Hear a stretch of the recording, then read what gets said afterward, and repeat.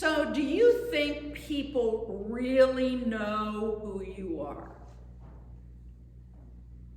Probably not. People see this external presentation of you, and they make assumptions about it all the time. What we see physically or out here with each other is only a little snippet of who we really are. You could probably say the same was true for the people who thought they were familiar with Jesus. They thought they knew him.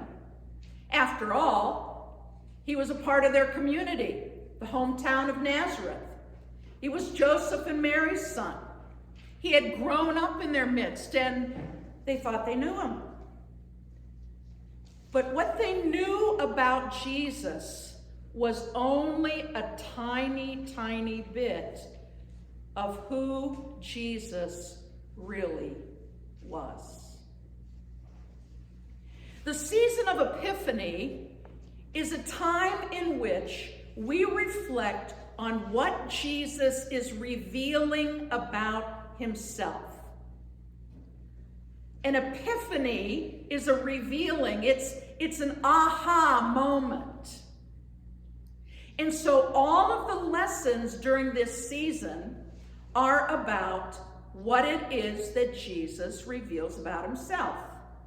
And this year, Epiphany is one of the longest epiphanies we can possibly have, because Ash Wednesday isn't until March 2nd.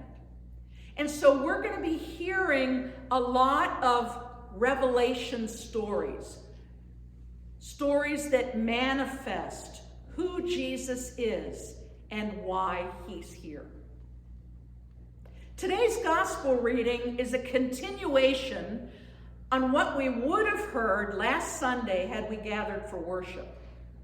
The context has Jesus in his hometown of Nazareth among familiar people and places. He is in the synagogue on the Sabbath with his family, his friends, and other community members. It is something that he has done ever since the day he was born. Spend time in the Nazareth synagogue with family, friends, and neighbors. It was not unusual for Jesus to be in the synagogue, but it was also not unusual for him to be teaching. If you remember, when Jesus was about 12 years old, his parents couldn't find him. When they returned to the synagogue, they found the 12-year-old Jesus teaching the elders of the synagogue. And everybody was amazed that this 12-year-old boy knew the scriptures the way he did. People praised him for his knowledge of scripture and his very dynamic interpretation of what it meant. Today, however, was to be different. The amazement at Jesus' dynamic and profound interpretation of Scripture disintegrates into rage. What is happening here? Why do the people become so furious? We need to unpack what's in the gospel lesson for today. It begins with Jesus proclaiming the scriptures to everyone in the synagogue. So most likely it was a full house. It was packed. And Jesus begins with these words, "Today this scripture has been fulfilled in your hearing." What scripture? Like I said, this is a continuation of last week's gospel reading. That gospel reading that Pastor Mendel based his reflection on ended with this same verse. Last Sunday's gospel ended with verse 21. This Sunday's begins with it. Today, this scripture has been fulfilled in your hearing. What Jesus has focused on in his teaching in the synagogue are words from the prophet Isaiah. The Lord has anointed me to preach good news to the poor, freedom to the captives, sight to the blind, to proclaim the favorable or grace-filled year of the Lord. And so Jesus quotes a passage that focuses on people who live at the margins of their community. The poor, the outcast, those who are literally down and out. And Jesus says that his mission is focused not just on those who have, but those who have not. And he lifts up the lowly. He lifts up the poor.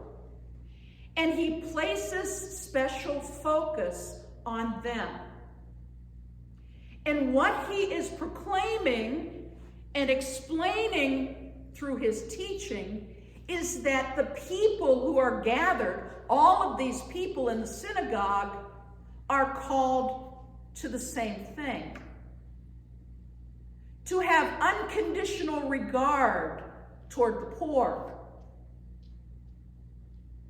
To consider those who are downtrodden. And to invest their lives of faith in them. Those who are on the margins.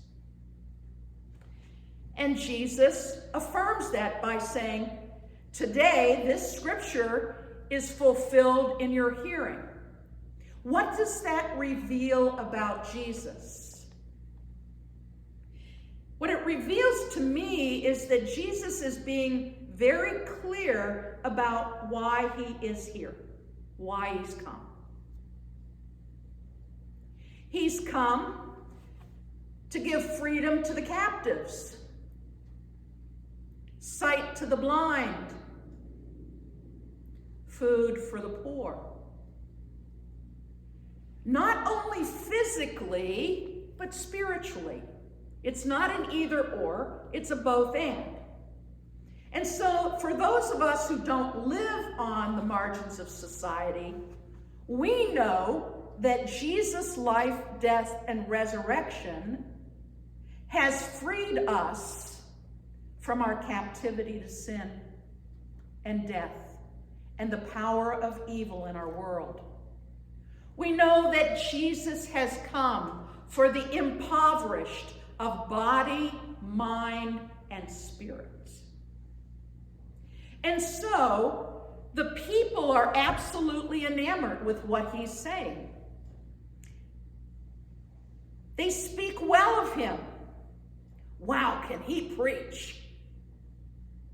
And then they're amazed at his gracious words, his words of caring and concern and favor toward those in need. They think, wow, this guy is really something. Isn't he great? Wow, he's fantastic. He really knows what he's talking about. I can't believe that's Joseph's son. After all, Joseph most likely was an uneducated carpenter. Wow. Well, Jesus doesn't fall for that trap. The trap of people-pleasing. You know, let's face it, most preachers love when people come up to them and say, hey, that was a great sermon, Pastor. You really know your stuff. But what happens when the pastor or even Jesus says something you don't like? What happens when the sermon becomes prophetic? When it becomes uncomfortable to hear? Or when it offends our modern day sensibilities? Someone once said that a pastor is called to not only pastor, but to be a priest and a prophet. A priest comes alongside of people and cares for them, provides the rites of passage in a person's life. A prophet, on the other hand, speaks the truth about God's will for us. And as I've said before, I'll say it again, sometimes the good news comforts the afflicted, and other times it afflicts the comfortable.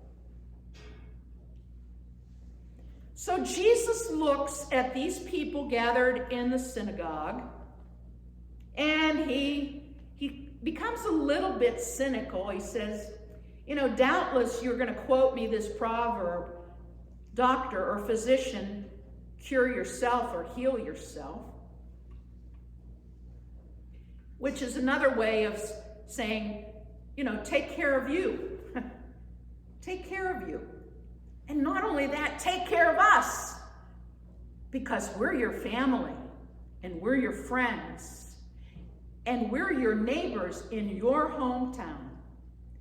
And Jesus says to them, no doubt you will say, do here also in your hometown the things that we have heard you did at Capernaum. So where's Capernaum anyway? Well, we know that Capernaum is north of Jerusalem, in Gentile territory. And Jesus has spent time there teaching and healing. And so what they want to do is they want to harness Jesus. They want to harness him and, in a sense, keep him within the confines of their comfort zone. After all, you're one of us, Jesus. You're a Jew, you're not a Gentile. You're from Palestine, you're not from a Greek-speaking Gentile territory. And so we want you to take care of our members.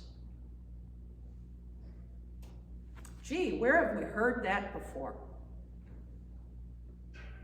Sometimes I feel like pastors are also harnessed or on a leash. And the expectation is that the pastor is hired to take care of the church.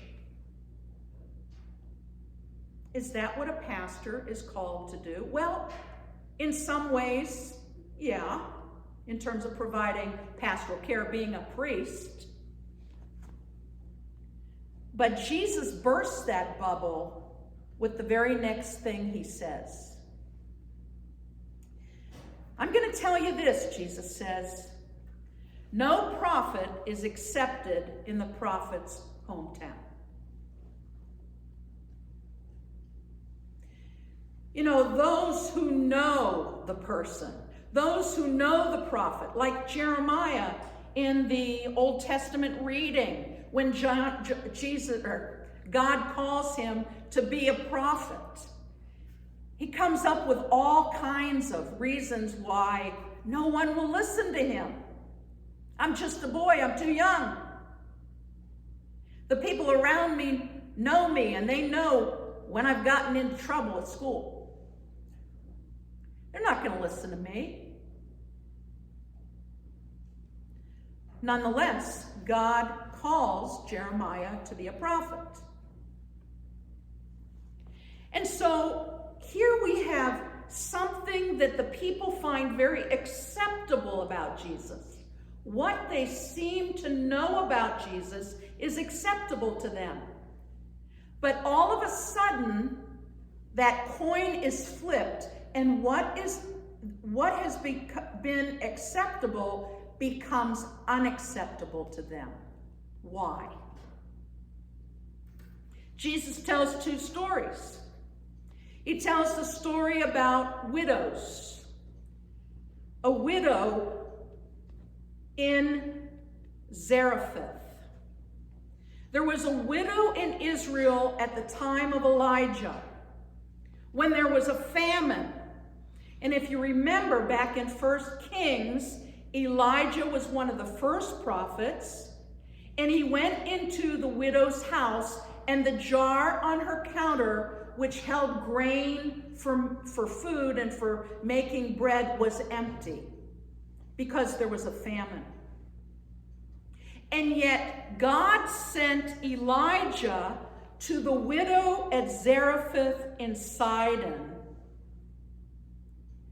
and she received grain that never ran out and oil that never ran out.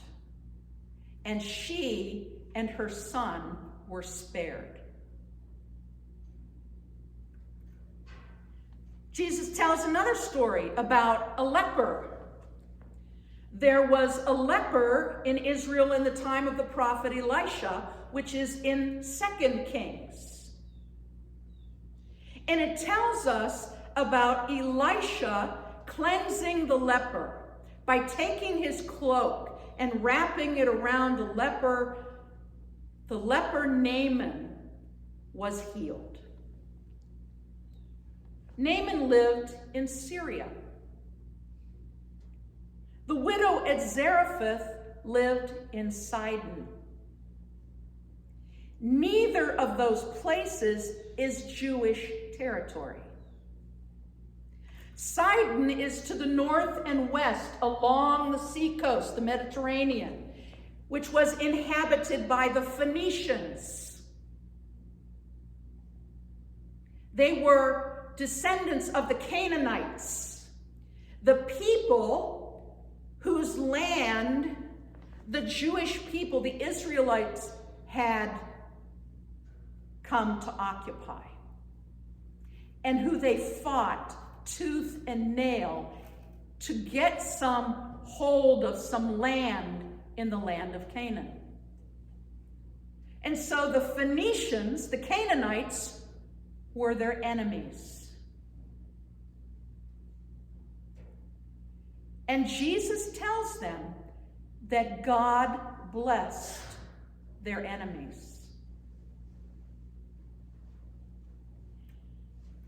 The leper, Naaman, lived in Syria, directly to the north and a little bit east of Israel. They too are pagans.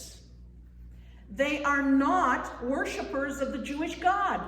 And yet God blessed Naaman with healing through his prophet Elisha.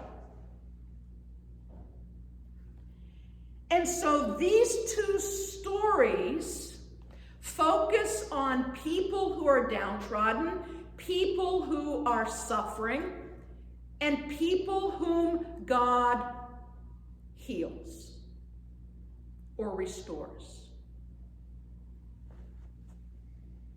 Now we weigh that against their request for Jesus to do what he's been doing just for them.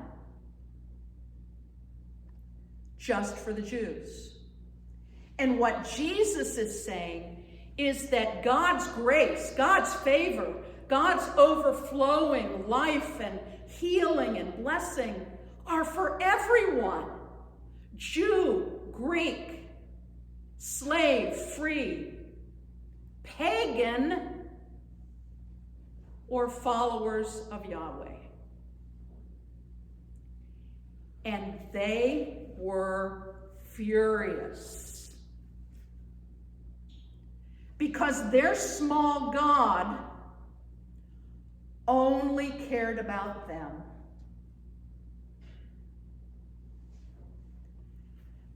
Sometimes I wonder if we as people of faith, as churches, become so insular that we think that everything that happens in the life and ministry of the church is about us. It's not about us. It never has been about us. God's love is not limited to just you. God's love is not limited to just Christians. God's love is expansive and all-inclusive. Unfortunately, we in the church have a tendency to think that ministry, whether it's the pastor's ministry or congregational ministry, is about us. Rather, our life together, our ministry, is about them. It's about us harnessing our spiritual potential, our abilities, our gifts, and serving those outside of the confines of our congregation.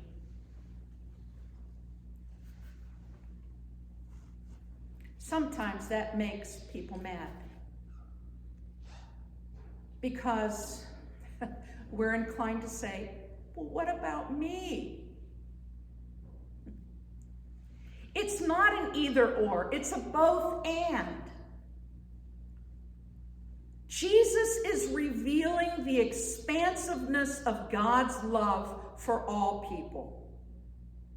And the second lesson for today reflects that expansive love of God. If you're to read that passage again, replace the word love with the name Jesus.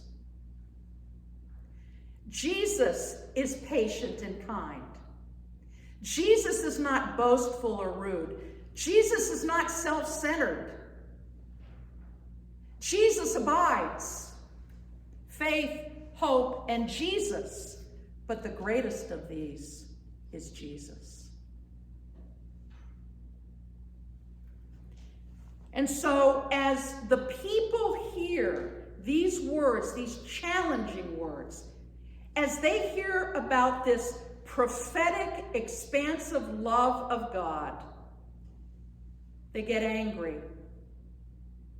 because they can't see past the nose on their face. They get up, try to drive him out of town. Not only that, they try to kill him by throwing him off a cliff. But Jesus just walks on, shakes the dust off his feet, and continues to do what he has been sent to do. The Lord has appointed him to proclaim good news to the poor, release to the captive, sight to the blind, and to proclaim God's grace. You see, God's grace will not be deterred, not even by our own self-centered demands. God's grace will not be deterred regardless of whose agenda seems to be getting the most attention. God's grace will not be deterred because it's all about God and God's love for the world.